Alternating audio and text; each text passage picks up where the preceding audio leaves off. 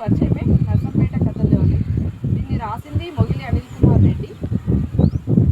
మామూలుగా నాకొకటి అది వ్యసనమో లేకపోతే బలహీనతో తెలియదు కానీ ఫస్ట్ కొన్ని లైన్స్ చదివినాక నాకు నచ్చింది. పక్కన పెట్టయినా కూడా దాని మీద ఆలోచన. ఇక నచ్చకపోతే ఇక తీయను, అంటే బుక్ ఓపెన్ చేయండి చూడాలి. ఈ బుక్ నా చేతిలో పడ్డాక అసలు ఏముంది అని ఫస్ట్ పేజీ ఇట్లా చూసినాక చాలా నచ్చేసింది. ఒక సినిమాకి వెళ్ళినప్పుడు మనము కనుక ఒక బ్యాక్గ్రౌండ్ స్టోరీ ఇచ్చి తర్వాత ఇక పేర్లు పడి ఇక సినిమా స్టార్ట్ అవుతుంది అన్నట్టు లెవెల్గా అనిపించింది. ఇంట్రెస్టింగ్గా ఉంటుంది చదివేస్తాము చదివినాను. కానీ బుక్ కథ కూడా చాలా బాగుంది. ఇలా మొత్తం కథలన్నీ కూడా తను పుట్టి పెరిగిన నర్సంపేట కేంద్రంగా చేసుకొని రాసిన దాదాపు కల్పిత కథలే అవన్నీ కూడా. కానీ నర్సంపేటను మాత్రం తను పుట్టి పెరిగిన విలేజ్ని ఆ చుట్టుపక్కల వాతావరణాన్ని ఇన్వాల్వ్ చేసి రాసింది. అట్లా రాయడం కూడా నచ్చింది. ఎందుకంటే మన పుట్టిన ఊరిని ఒక కథను ఊహించుకోవడం ఒక ఎత్తు అయితే, ఆ ఊహించుకున్న దానికి మనం పుట్టిన ఊరిని అందులో ఇన్వాల్వ్ చేయడము, ఆ వాతావరణము, వీధులని, పర్సన్స్ని, అక్కడ ఉన్న అప్పటి కాలాన్ని పరిచయం చేయడం అనేది బాగా నచ్చింది. ఇంకో కథ కూడా ఇతని రాసే విధానం కూడా చాలా బాగున్నది.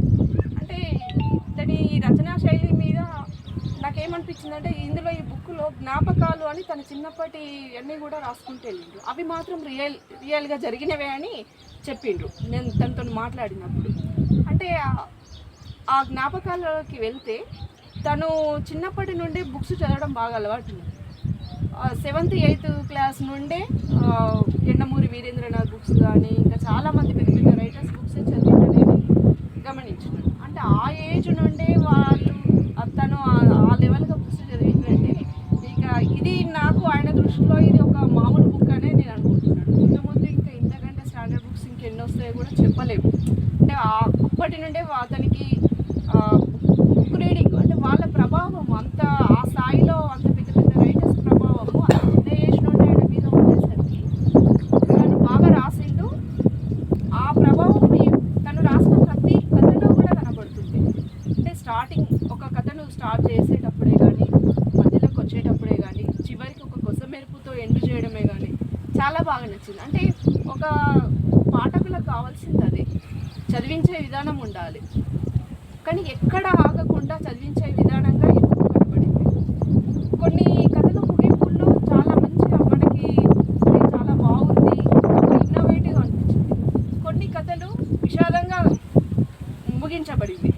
ఇట్లా విషాదంగా ముగించిన కథలని చాలా బాధ అనిపించి నేను ఎందుకంటే కథనే కదా, దాన్ని మంచిగా పాజిటివ్గా తీసుకురావచ్చు కదా, మీరు ఏమైనా పోతుందా పాజిటివ్గా రాయొచ్చు కదా, పాజిటివ్గా తీస్తే చదివే వాళ్ళకు ఒక ఎమోషన్గా ఉంటుంది, వాళ్ళు హ్యాపీగా ఫీల్ అయ్యే వాళ్ళు కదా. అంటే తను ఒక్కటే చెప్పిండు, నేను పాజిటివ్గా రాస్తాను, మనం అప్పటి వరకు కరెక్ట్గా ఫీల్ అవుతామేమో, కానీ అట్లా విషాదంగా మిగిలిన వాళ్ళు ఉండి ఉంటారు కదా ఎక్కడో ఒక దగ్గర, వాళ్ళకి ఒకటి వాళ్ళల్లో వాళ్ళు చూసుకునేటట్టు ఉండాలి కదా, అందుకే నేను కొన్ని అట్లా చేస్తాను.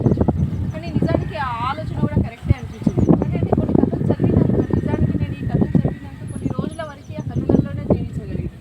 ఇంకా జ్ఞాపకాలకు వస్తే ప్రతి జ్ఞాపకం కూడా అంటే ఆ ఏజ్ గ్రూప్ 92, 93, 87 అట్లా, అంటే ఆ ఏజ్ గ్రూప్లో సేమ్ ఉండేసరికి అక్కడ జ్ఞాపకాలు ఒక గ్రీటింగ్ కార్డే కానీ, రేగు బండ్లని ఇట్లా డిఫరెంట్ అక్కడ వాతావరణము, ఆడుకునే విధానము, క్రికెట్ మ్యాచ్ అని అదని ఇదని, అంటే మనల్ని మనము అందులో జీవించబడ్డాం, అన్ని జ్ఞాపకాలను గుర్తు చేసుకోవటం. ప్రతి ఒక్కరు కూడా అందరూ వాళ్ళ జ్ఞాపకాలను ఏరుకుంటారు. అట్లా తనను అందరినీ ఆకట్టుకొని